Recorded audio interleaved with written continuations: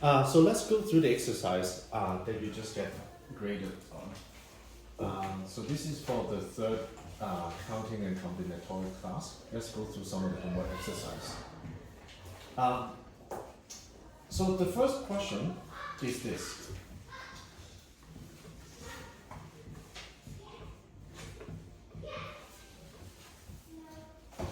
What is the permutation before and after 31524 using the method that we discussed in class? Okay, so I want to show everyone how to do this. So let's kind of start with a simpler example. So what we taught in class is, let's say you have a 6 of this, 6 of the 3 subset, sorry, 6 of the permutation of 1, 2, 3. And if we want to expand it to 4, the permutation of 4, what we did was we take 2, 1, 2, 3, 1 here, and then we repeat it by as many times as you can insert the new number to. So 2, 3, 1, 2, 3, 1, and you can now put the number 4 here. So remember, because of that, for every permutation, let's say of the 3-digit, you could add 1, 2, 3, 4 of them. So that partly explains why when you permutate, when you try to calculate the number of permutation of 4 numbers, you got 4 factorial. Because basically it is whatever here, 3 factorial, and then you multiply it by 4.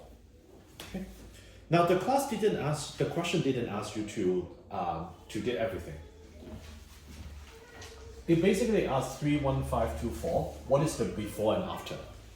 So what was the last number that was added here? 5. So that means when we have the permutation of 4 digits, at some point, one of them is 3124, and then we add it here. How many times do we repeat this? 5.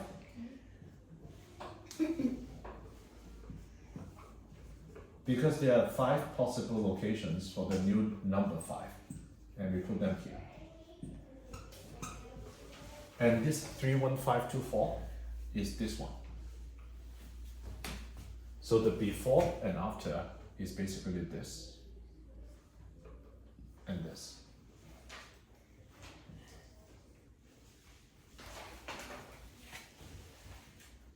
Okay. So this is the first question. Let's go through another question, question 6 and the 6 and 7 questions. So both of them are pretty similar. So this is the 6th and the 7th question in the homework. But let's kind of start with a simpler example. So let's say you have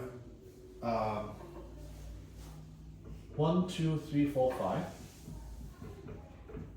And if I ask you 3 subsets using the order that the dictionary or lexo, that's something order. If I have 1, 4, 5 here, what is the one after that? What is the one after 1, 4, 5?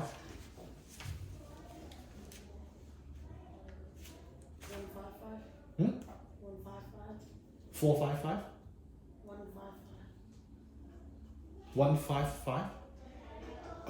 We need 3 subsets, so the 3 numbers have to be different. 2, 3, 4. 2, 3, 4. What's the one before? So this one is a little tricky, which is the one before. 1, 3, 5.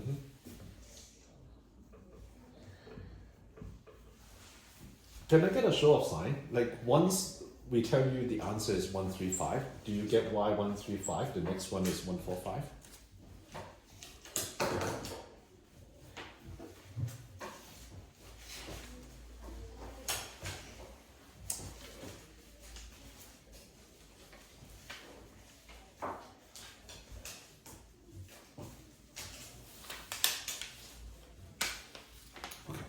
So then let's go to the real question. So the question is this. We have a 1 to 10 subsets, and we were given this 2, 3, 4, 6, 9, 10. And then we are asked, what's the one before and what's the one after? That's the question, right? Okay.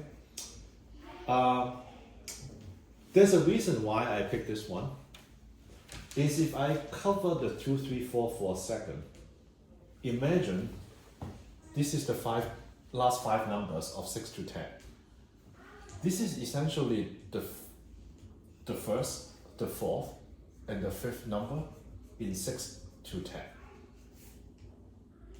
So if I just kind of cover this, ignore that for a second. So you should think about what's the one after 6, 9, 10.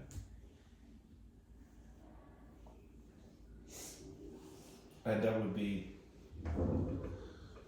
7, 8, 9. Now obviously the 2, 3, 4 kind of threw a lot of people away because we keep thinking about whether you wanted to move that as well. Now similarly, again, 6, 9, 10 is basically the first, the fourth, and the fifth digit of the last part. So the one before will basically be 6, 8, 10. So this is the before, and this is the after.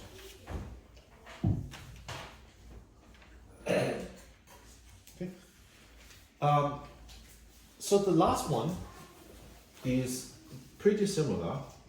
So it asks 1, 2, 4, 6, 8, 14, and 15. From the set of the first 15 number. So this is the, what is it, 7 subset. And it asks you what is the one before, what is the one after in the dictionary order. Now, if I just kind of cover this, what would be the next one? Isaac? 9, 10, 11. Exactly. So 9, 10, 11.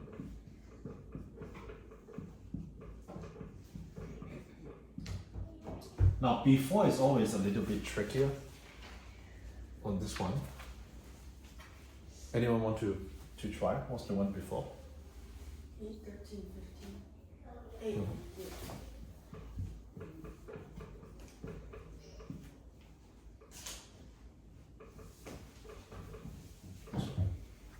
Okay. Now, these are the few questions I want to go over, but there's an overarching observation I had is, if I'm straight, actually all of you will lose a lot of points in the homework. So remember, we keep talking about subset and permutation. So those are two very different concepts. So if we have a subset of 1, 2, 3, 4, 5, when we ask about, okay, list all the, let's say, 2 subsets, you actually need this symbol. You need this kind of curly bracket.